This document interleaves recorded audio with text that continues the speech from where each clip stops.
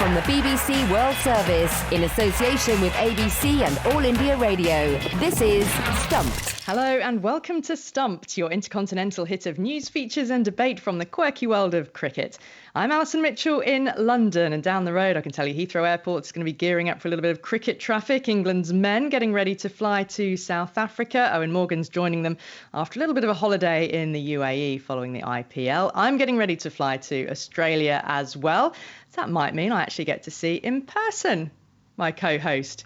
Looking forward to it, Ali. You're an Aussie anyway, so it'll be good to have you back home. Thank you. Away from your island up there.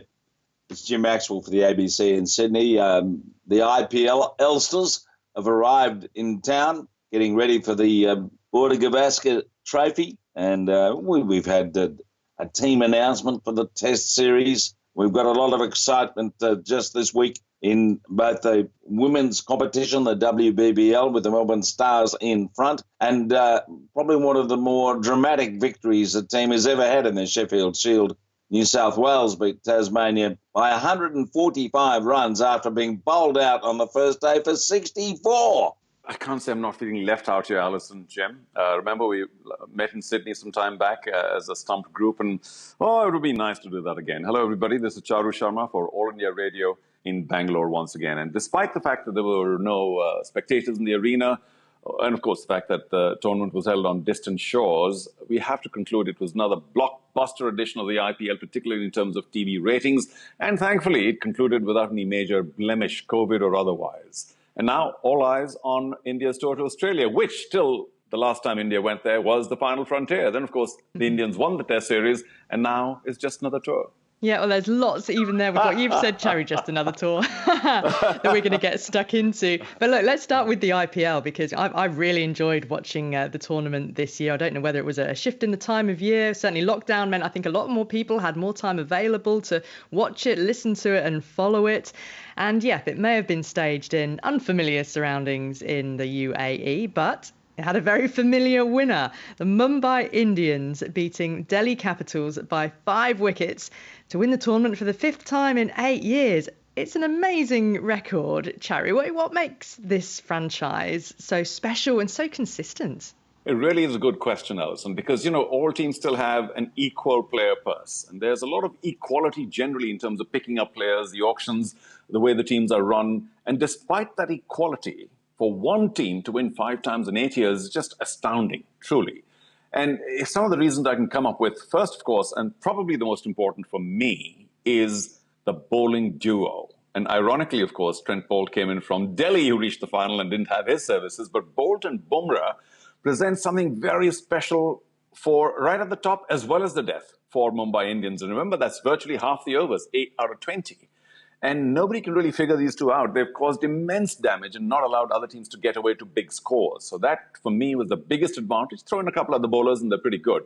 Secondly, of course, in the batting department, they're reasonable at the top, what with Rohit Sharma being one of the best white ball players. But the crazy acceleration that Pollard and somebody like Hardik Pandya provide towards the end is another reason that bowlers fear Mumbai Indians, because they can come in and put in 15, 2-3 overs and take the score to a very defendable level. And finally, of course, we probably have to give due credit to just something special about the way the team's managed, because among many things, there is a certain cost no bar kind of treatment to the squad through the year. Anything, whatever you want, it's all there on tap. And, I'm not saying that money makes a difference, but I think it does add immensely to the level of comfort these guys enjoy with each other, because they know the franchise is sort of open arms through the year. So maybe that additional comfort factor and treatment could lead to a certain mental, psychological advantage that MI have over other teams. Yeah, it's remarkable, Jim, isn't it? Because not least what Charu was saying there about the equality in terms of salary cap. I mean, T20 is a game which is meant to actually bring sides closer together with a degree of unpredictability. Well, I think it just shows in any competition, if you get a well-organised combination in the sense of the bowling, the ammunition. I mean, Rabada's the other bowler at the top of the IPL, but Boult and Bumrah are the bullet performers. They get all the wickets, and they got power in their batting, and they got a lot of confidence, and they're just on an extraordinary roll. But it is remarkable. given the structure of T20 competitions. But the fact that this IPL competition does have a bit of depth to it in terms of the number of games means that, the better sides, as a rule, are going to get through. But that is still an extraordinary achievement. 5 wins. And they knocked Stoinis over for a duck. Trent Bolt would have enjoyed that. Well, do you know what? Trent Bolt's been busy flying back to New Zealand. He's probably landing about now, but we are going to link up with him on next week's show. So we will be able to ask him direct how the opening over went. But let's get a view from inside the Mumbai Indians camp, nevertheless, because the day after the final, the batting coach, Robin Singh, spoke to our Stumped reporter, Sam Sheringham, about the reasons for their extraordinary success.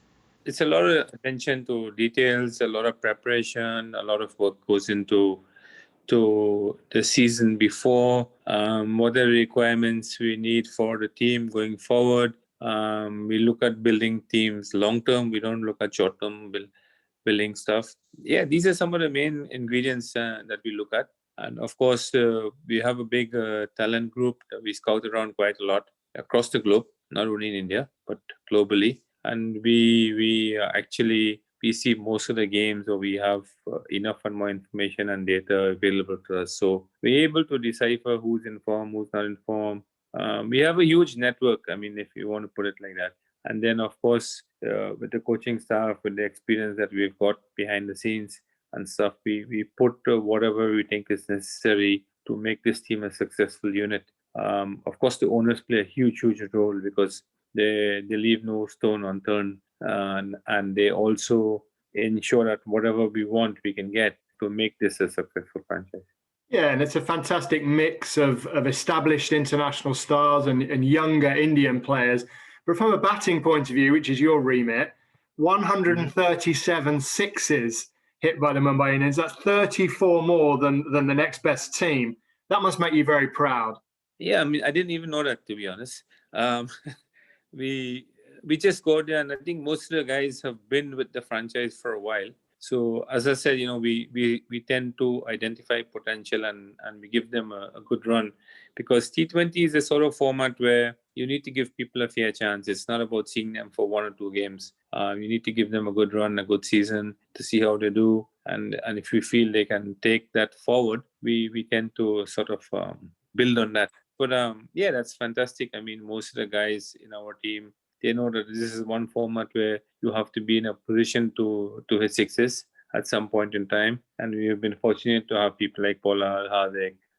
Ishan is now actually turned a new leaf. I think he's been exceptional also during the course of the season as well.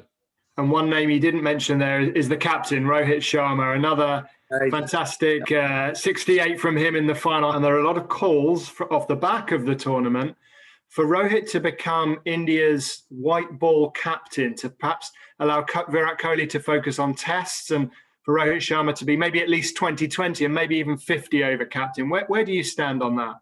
I think it's this sort of format where he can definitely take center stage. I'd like to see him do that. He's had a terrific run with this format. IPL is a big tournament. It's a very, very well fought tournament across the globe, and it's as good as some of the teams that play anywhere in the world. Sometimes probably as good as international teams when you stack it up. So yeah, he's led exceptionally well in this. He's been exceptional in the World Cup, the last World Cup, as we know. And it'd be nice to see him leading India in those formats, because he's been extremely successful. And I think it's time we get a trophy under our belt in India. That is the former India international and Mumbai Indians batting coach Robin Singh. Well, let's pick up straight away on that last point, because it's been very much a hot topic on social media in the aftermath of the IPL final. Should Rohit Sharma replace Virat Kohli as India's 50-over and T20 captain? Charu, go. Well, okay, I'm not going to bore you with my usual theory about, overemphasizing everything about captaincy. Most senior players who are not sulking mavericks and who are reasonably good with people, can be very good captains. So Rohit certainly is one of the finest white ball players in our part of the world, perhaps the entire world. And if he were to go on and captain a white ball side, it's just par for the course, really, in many ways. But And of course, additionally, it might free Kohli up to just focus on his batting and be less intense in the field all the time. You can leave that to Rohit Sharma, who's a far more cool personality than Virat. So maybe there is something to be said about the fact that a cooler personality might bring out more in people when there's such frenetic action in the field in a white ball match. Don't you think he just thrives on leadership, though, Jim, Kohli? Exactly. And he should be captain across all three formats. I mean, let's face it, it's only split in Australia because of the sandpaper incident in South Africa. Otherwise, you would imagine Smith would be in charge in all three formats. And that's why we have a split with Finch and Payne. But I think ideally, if you have the type of inspirational cricketer that Kohli is, you have him in charge of everything. If he can hack it. But, I think the only relief he's going to have from that is if Anushka keeps having babies. Well, I was going to say, I wonder whether if he wasn't captain in the white ball format, would that pave the way for him to be rested from a couple of series? He's been speaking a lot about the demands, particularly at the moment with bio bubbles, and he's going to be a father. I wondered whether that might pave the way, and actually you might see Kohli not be present at a few white ball tournaments. But the even bigger fact is that Kohli won't be around for all the tests. Jim, as you alluded to, he's flying home after the first test in Adelaide to be at the birth of his first child. And of course, given the quarantine laws on re-entering Australia, that means he's pretty much counted out for the rest of the series. Charu, I wondered how that news has gone down in India, because huge news that Kohli is not going to be there for the bulk of the test series. But generally speaking, it's felt to me as if, yes, a massive blow for the series, but no arguments as to the reasons. Or have some of the Indian fans seen differently?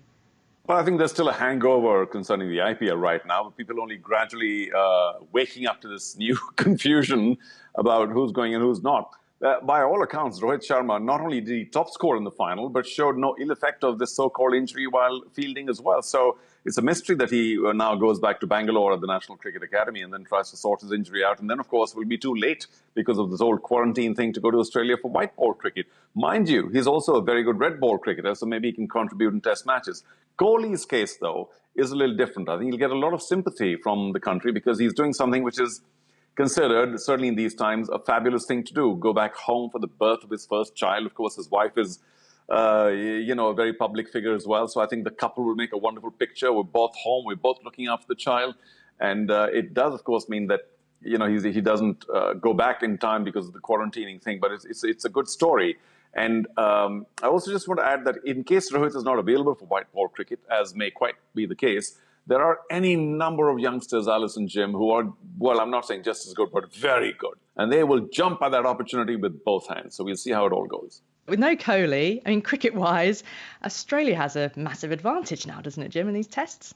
Well, India do well to win in Adelaide because now that we've got the pace trio of Stark, Cummins and Hazelwood, with Pattinson in the wings, and Nisa, who's been very unlucky not to play, plus Nathan Lyon, or if something happened to him, Mitchell Swepson's leg spin in Shield cricket's been outstanding. Not that India worries much about spin bowling, but it's just a threat imposed by the pace attack and the better quality batting. We've seen Labuschagne go from nowhere to being one of the top players in the world in the last 15 months. So Australia's much improved. There are a few hard-nosed people around who are saying, what's he doing? He should be staying here. Cricket comes first, not family, but we have moved on. The only bonus, if there is one for India, is the first test's not at the Gabatoir, where Australia never seem to lose these days. It's at Adelaide, which India quite enjoy. They've had success there.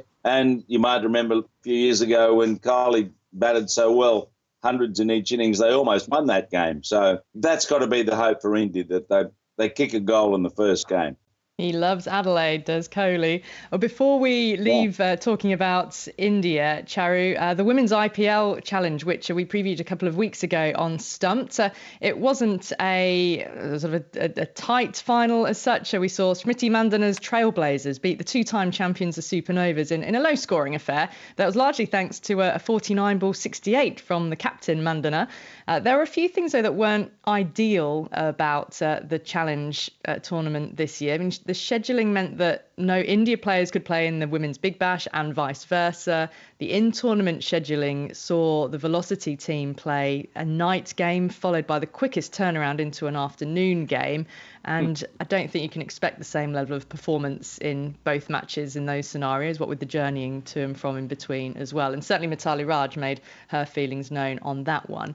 But Charu, do you think that the tournament as it was, short, sharp, played alongside the men's playoffs, has made an impact? And could or should it have been longer this year, given the effort that was made to get all those players together in the first place? Well, Alison, you make a good point. Probably not in terms of making an impact. But, I suppose it's much better than not being held at all. So duration does mean a lot. It's over before it begins and before people can pay attention to it. And also, it certainly doesn't help to have generic team names. You don't quite know who to follow. There's no affiliation that is possible in such a tournament. So having generic terms is like what? Fruit, trees, green, red. What does it mean? It's nice to see the women get an opportunity in a very high-profile sort of space. But I think the duration, it doesn't help. And I think some of the best players in the world were also missing. So sadly, I'm glad it all happened and it went well, but it just leaves you saying, what was that again? It's like a little star, supernova, was it? that came and went before you really knew what was going on. From the BBC World Service, this is Stumped on All India Radio. Well, that's it for this week's Stumped on All India Radio. Next week, I'll be in quarantine, but we'll do a cross-quarantine link-up with Trent Boult, the New Zealand and Mumbai Indians IPL title-winning bowler. Remember to keep in touch with us on Twitter using the hashtag BBC Stumped and download our podcast from your favourite podcast app. My thanks to Charu Sharma and Jim Maxwell, and to you for listening. See you again next time. Bye-bye.